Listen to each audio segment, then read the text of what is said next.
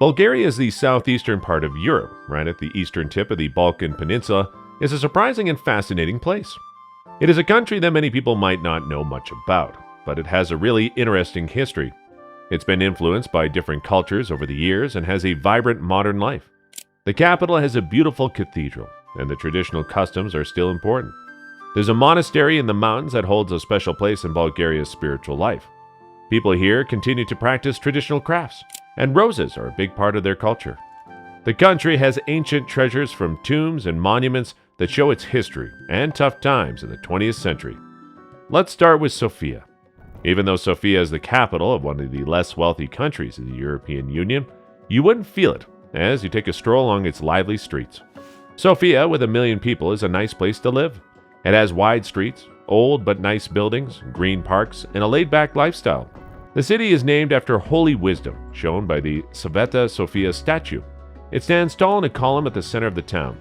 Because Bulgaria is in a key location, it has a lot of history beneath its surface. Many different groups of people, like the Greeks, Romans, Slavic warriors, Ottoman rulers, and Cold War communists, have all left their mark on this town. Everywhere you dig, you find old things from Roman times. Keeping these old things safe is important, so the city is built around them. Every day, people who go to work walk past reminders of a long time ago. Bulgaria has a complex history and lots of different kinds of people. There are mosques, churches, and a synagogue close to each other in Sofia. Most Bulgarians, like Russians and Greeks, are Orthodox Christians. This tradition goes from here all the way to the east. This mosque is still here from when the Ottomans ruled for 5 centuries. Today, 1 out of every 10 Bulgarian citizens are Muslims. Their ancestors come from Turkey. A big synagogue is just a short walk away. Bulgaria was one of the only places in Nazi territory that didn't give its Jewish people to Hitler. None of Bulgaria's 49,000 Jews were sent to concentration camps. Sofia is also proud of its natural springs, which brought the first people here a long time ago. Even today, the locals like the water that keeps flowing from the taps. Sofia has a big church. Sofia's big church, one of the biggest Orthodox churches in the world. It's the only national church that's named after a hero from another country, Alexander Nevsky of Russia. Bulgarians feel connected to Russia because, in 1878, Russia helped them become free from Ottoman rule. The church was built to honor the Russian soldiers who died to free Bulgaria. Russian architects designed the church with a mix of Russian and Neo-Byzantine styles. Its gold and copper domes are impressive from every angle. Inside, you will see a lot of Orthodox traditions. The walls shine with gold and silver pictures from the early 20th century. People show their love for God with the help of these sacred images. The fancy marble wall, called iconostasis, separates the people from the main altar. It has pictures of saints, including the church's namesake, Alexander Nevsky. People light candles to help their prayers. Lower ones are for the dead, and higher ones are for the living. Leaving the church, Sofia also has many big parks where people who live in apartments can relax. Rila Monastery looks like a fortress on the outside, but feels like a spiritual haven inside. Inside the walls, there's a special and timeless atmosphere. Rila Monastery was established in the 10th century and stood strong for nearly 500 years during Ottoman rule, preserving Bulgarian faith, language, and culture. Even today, it's a treasured national symbol. For over 1,000 years, this beautiful place has been a holy spot and a safe haven. A few monks still live here, welcoming both tourists and pilgrims. The bell tower, the oldest part of the monastery, was a last resort in case of an attack. The iconic church is surrounded by a graceful arcade.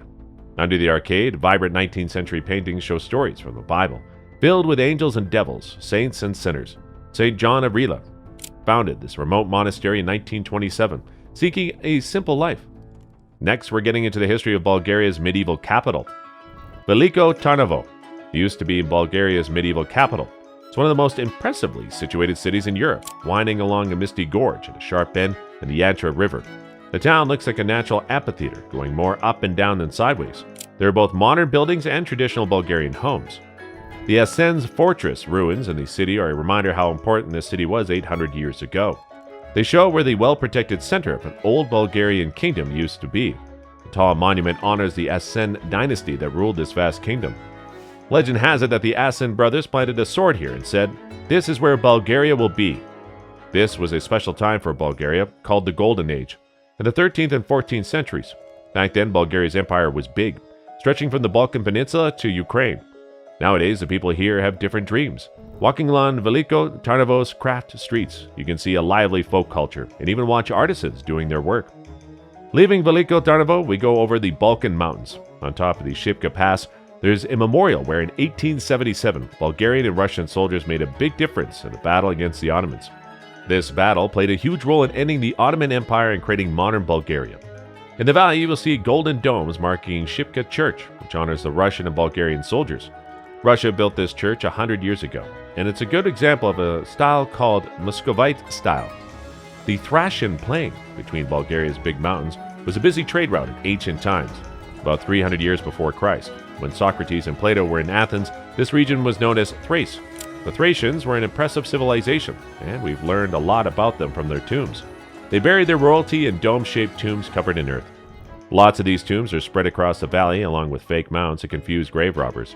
Buried deep under these mounds, the tombs were amazingly engineered from 300 years before Christ.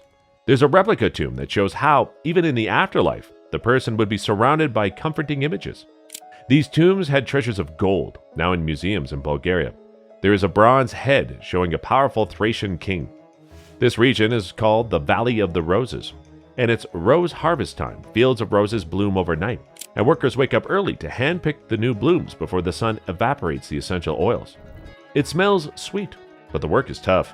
At the distillery, millions of roses are quickly processed for their essential oils, which are used to make different rose oil products.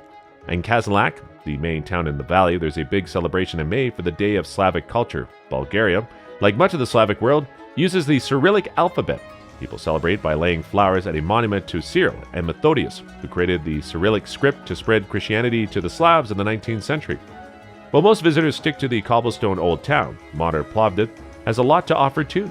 A more lively and fun part of town is called the Mousetrap. This creative district is where food lovers and prices are much more affordable. And that's also a place where young people who enjoy art come together. Thanks to some smart rules, the graffiti in this neighborhood seems to make the area more interesting rather than less. In Plovdiv, like in many European cities, the local leaders know that buildings will get tagged with graffiti. Their smart idea? Get only the best street artists to create art instead of messy scribbles. Plovdiv is a city with many different sides, built on layers of history. They've even found the remains of an ancient stadium under a 14th century Ottoman mosque. These ruins have been carefully added to modern life. They mark the start of Plovdiv's busiest pedestrian street, where people walk stylishly past nice parks and sidewalk cafes. In this mix of different cultures, today's Bulgarians have combined old and new to create a culture that's uniquely theirs. Bulgaria is like a meeting point for different cultures. It's in the middle, connecting the north and south, and the east and west. Think about the Mediterranean. There's a bit of Greece, a bit of Turkey, and a lot of Bulgaria. Traveling in Bulgaria is awesome. It's a place where East and West come together smoothly. The outcome? A country that's both different and enjoyable to explore. Thanks for watching, and be sure to tune in to our next exciting video.